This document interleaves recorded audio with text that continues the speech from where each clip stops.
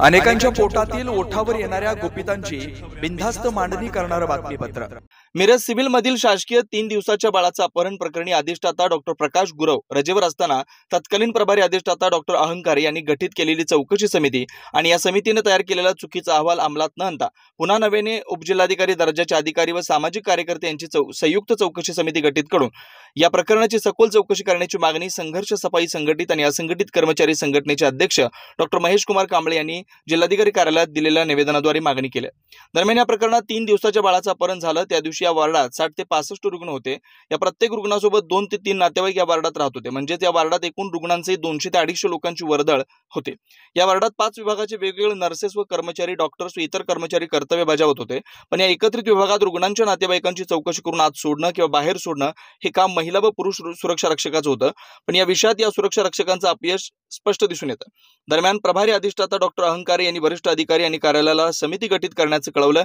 आता याची कागदोपत्री समिती गठीत केली होती का, तसा अहवाल दिला होता का, संबंधित सर्वांचे जबाब नोंदवले होते का, सदरच्या अहवालावरून एक परिसेविका आणि 5 नर्सेस यांना दोषी धरण्यात आलं। याबाबत सर्वांची योग्य चौकशी होणं गरजेचं असल्याचं डॉक्टर महेश कुमार कांबळे यांनी निवेदनाद्वारे सांगितलंय।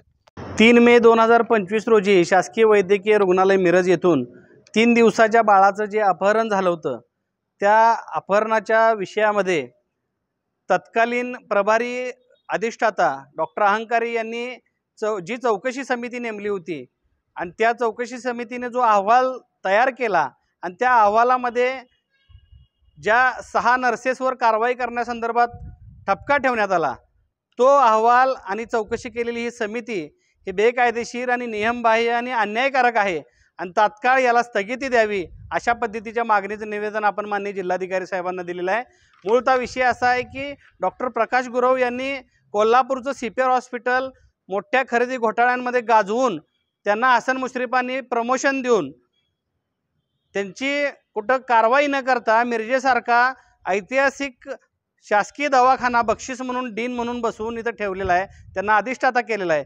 इथं आल्यानंतर सुद्धा प्रकाश गुरव यांना कोणत्याही गोष्टीचं ज्ञान नाही, त्यांचा कुठल्याही त्यांच्या स्टाफवर धाक राहिलेला नाही, भीती नाही।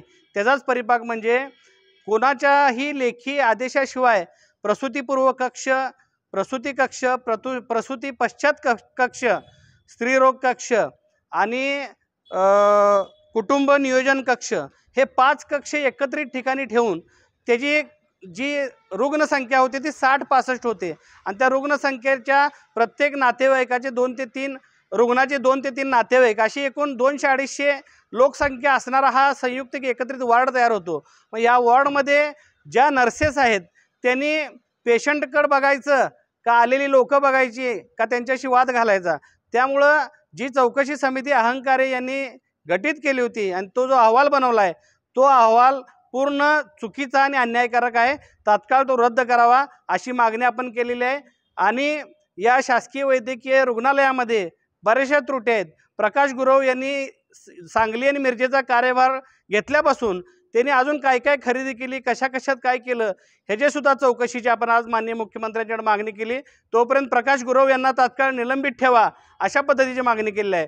आणि या संपूर्ण बाळ अपहरण प्रकरणाची नव्यानं उपजिल्हाधिकारी दर्जाचे अधिकारी नेमून त्यामध्ये एखाद्या सामाजिक कार्यकर्त्याचा समावेश करून संयुक्त नव्यानं चौकशी गठीत करून या प्रकरणाच्या मुळाशी जाऊन खरं काय आणि खोटं काय ह्याचा खुलासा करावा आणि त्या ज्या नर्सेसवर अन्याय होत आहे त्यांना अन्याय होण्यापासून वाचवावं अशा पद्धतीची विनंती आज आपण जिल्हाधिकाऱ्यांनी केलेली आहे। अशा पद्धतीचं आपण निवेदन दिलंय। जय भीम, जय भारत। बेधडक निर्भीड बिनधास्त मांडणी करणारा खबऱ्या लाईव्ह।